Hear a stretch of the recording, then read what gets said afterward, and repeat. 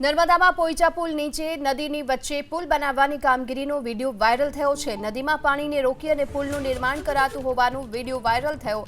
રેતી માફિયાઓએ ખનિજ ચોરી માટે એક પુલિયું બનાવ્યા હોવાનો દાવો થઈ રહ્યો છે। સાંસદ મનસુખ વસાવાના મોરચો છતાં બેફામ માફિયાઓ પર નથી આવતી લગામ।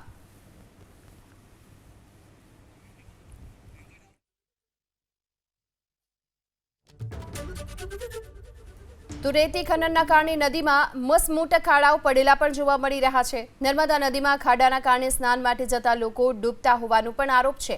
રેતી ખનનના કારણે હાલ તો નદીઓમાં ખાડા પડી ચૂક્યા છે। પોઈચા પુલ નીચે જે નદી પસાર થાય છે, આ નર્મદા નદીની વચ્ચે એક પુલ બનાવવાની કામગીરી થઈ રહી છે તેવો એક વિડીયો વાયરલ થયો છે અને નદીમાં પાણીને રોકી આ પુલનું નિર્માણ કરવામાં આવ્યું। એક વિડીયો જે વાયરલ થયો છે તેમાં આરોપ લગાવવામાં આવી રહ્યો છે કે આ રેતી માફિયાઓએ ખનિજ ચોરી માટે આ પ્રકારે પુલિયું બનાવી દીધું।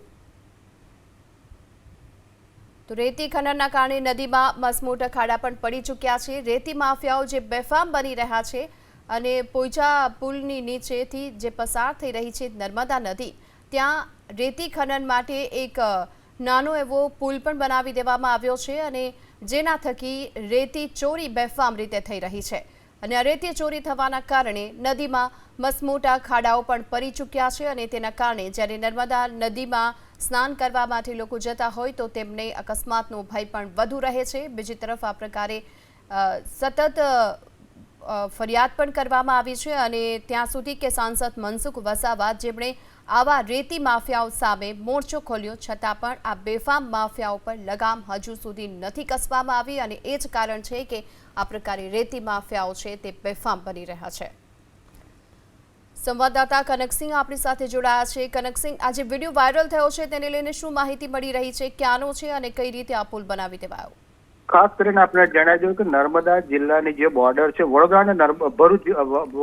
અને નર્મદા જિલ્લાની જે બોર્ડર છે તે મોલેતા ગામ પાસે ગેરકાયદેસર રીતે નદી પર મોટું પુલિયું બનાવી દેવામાં આવ્યું છે અને નદીનું રીતસરનું પાણી રોકવામાં આવી રહ્યું છે। આ રેતી માફિયા વિરુદ્ધ અનેક વાર મનસુખ વસાવાએ પણ બહાર ચડાવી છે। રાજ્ય સરકાર દ્વારા પણ આ ખનન રોકવામાં આવે તેવી જનમાંગ ઉઠી છે। વાત કરીએ તો નર્મદા નદી જેને પવિત્ર નદી માનવામાં આવે છે અને નર્મદા સ્નાન કરવા માટે દર વર્ષે હજારો લોકો નર્મદા જિલ્લા ભરૂચ જિલ્લામાં આવતા હોય છે, પરંતુ રેત માફિયાઓ દ્વારા જે આ રીતે ખનન કરવામાં આવે છે જેના લીધે મોટા ખાડા પડી જવાથી અનેક લોકો ડૂબી જવાની પણ ઘટનાઓ અવારનવાર બનતી રહી છે, પણ ખાણ ખનીજ તંત્ર માત્ર સબ સલામતના બણગા ફૂંકી રહ્યું છે। જી, આભાર આપનો આ માહિતી માટે।